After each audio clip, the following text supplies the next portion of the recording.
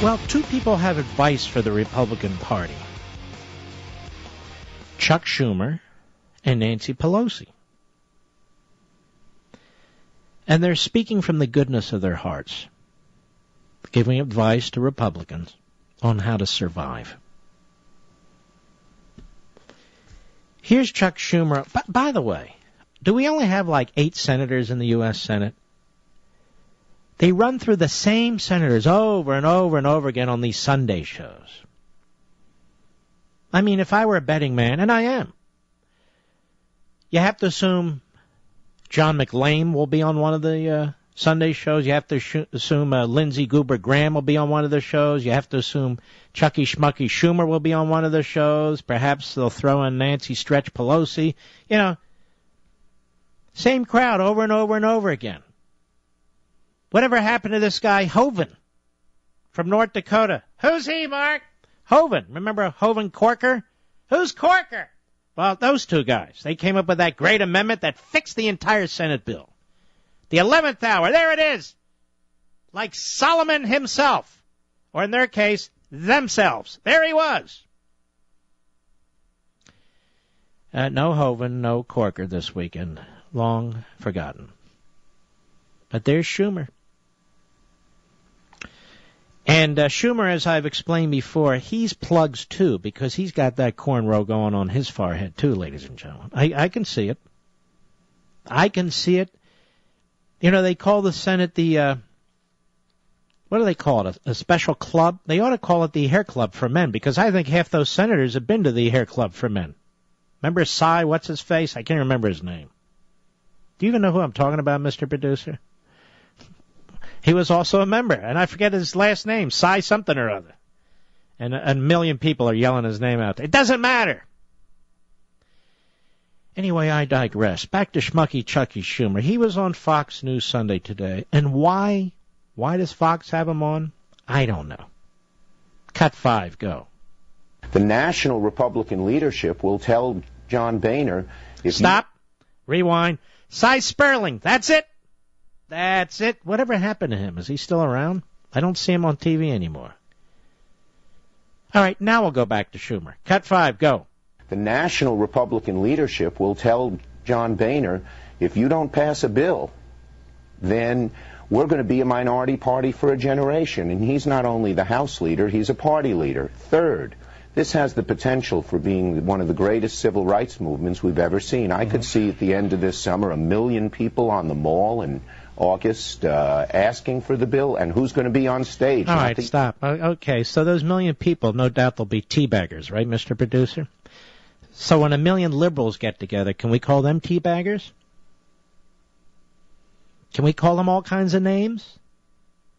I'm just asking. I mean, I'm asking. I'm not a liberal. I don't know how this works exactly. So when 1 million people get together and they're liberals, and they're non-citizens in many cases. Wow, that's good. I could see it's a civil rights movement. And if 1 million Americans get together who pay their taxes and follow the law to talk to their representatives, look at the teabag, look at these people here. Anyway, Schumer, civil rights movement. So now, the civil rights movement of our time is ensuring that foreigners who come here illegally get citizenship. That's our new civil rights issue, ladies and gentlemen. So congratulations, America. Civil rights, according to Schumer, the number 2 Democrat, and the biggest demagogue up there, quite frankly. He's detestable. I have to take a shower just when I listen to him. And by the way, this guy Weiner, Anthony Weiner, Schumer was his mentor. Oh, yes, it's true. Anyway, so that's right. Schumer likes Weiner. Did you know that, Mr. Producer? In fact, Schumer had Weiner as under his arm. That's right. Weiner followed Schumer wherever he went. It's true, folks. Weiner is a Schumer guy and Schumer's a Weiner guy. That's the way it is. Hey, don't blame me. That's a fact. So anyway, So the greatest civil rights movement of our time, ladies and gentlemen, is making sure people who are here illegally, foreigners who are citizens, they're still citizens in other countries, become citizens in our country. That's the civil rights movement. Not jobs for people who don't have them. Not to expand liberty against an all-powerful centralized government. And while I'm on this subject, apparently Al Not-So-Sharpton attacked Glenn Beck when Glenn Beck, I understand, argued or said that the Tea Party movement or the constitutional movement is the modern civil rights movement. Well, Glenn Beck is right. It is the modern civil rights movement if we understand what civil rights mean. Individual sovereignty, liberty, private property rights, a stable law, justice, all that kind of stuff, unalienable rights. So it is the modern civil rights movement.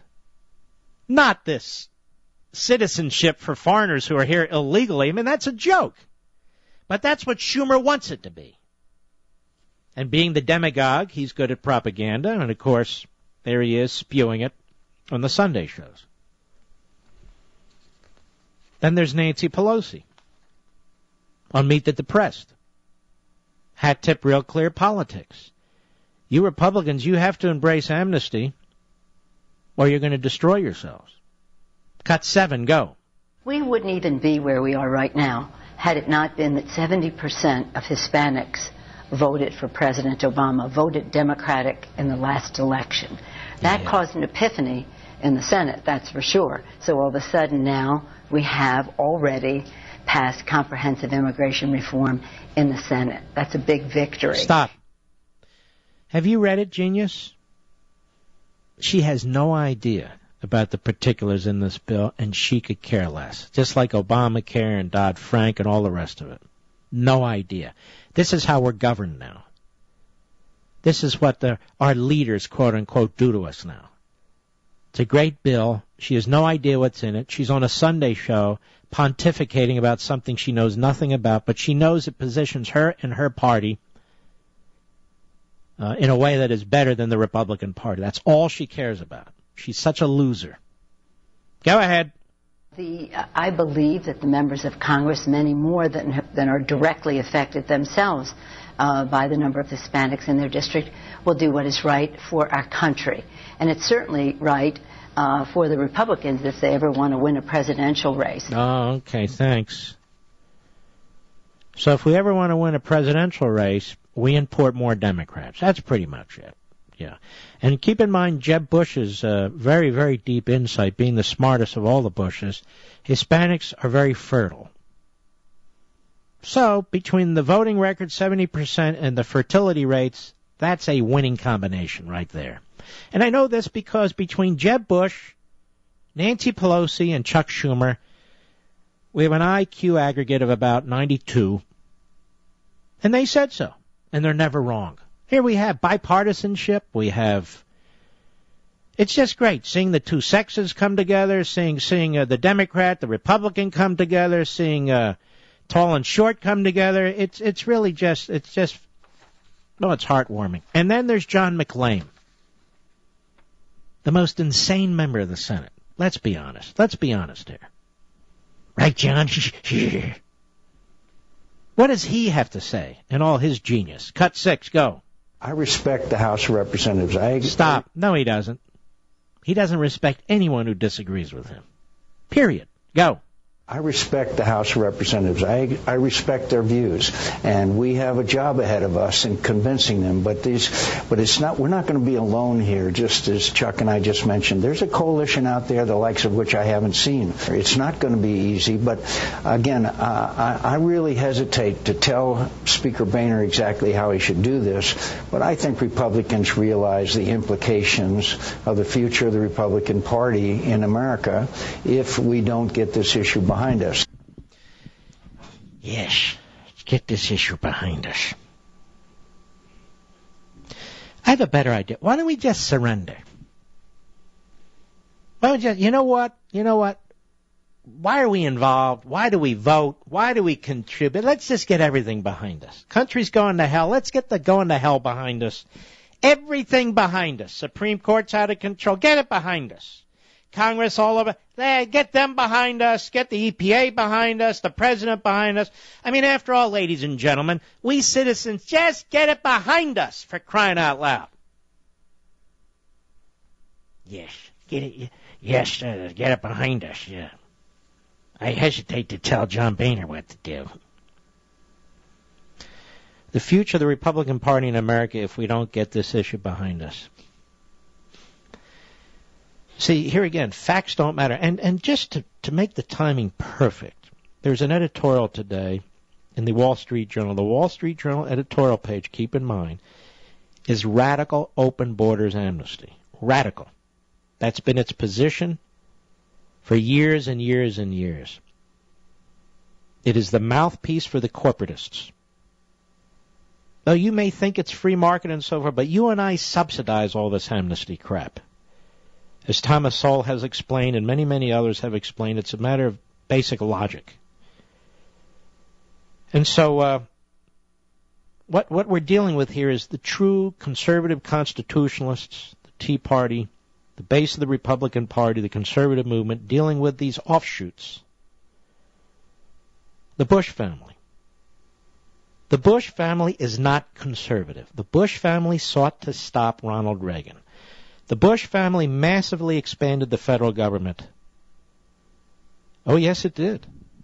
The Bush family massively expanded our debt. The Bush family paved the way for Obama to get elected. Then McCain, who now lectures us about the future of the Republican Party. Didn't he run for president and lose? I kind of think he did.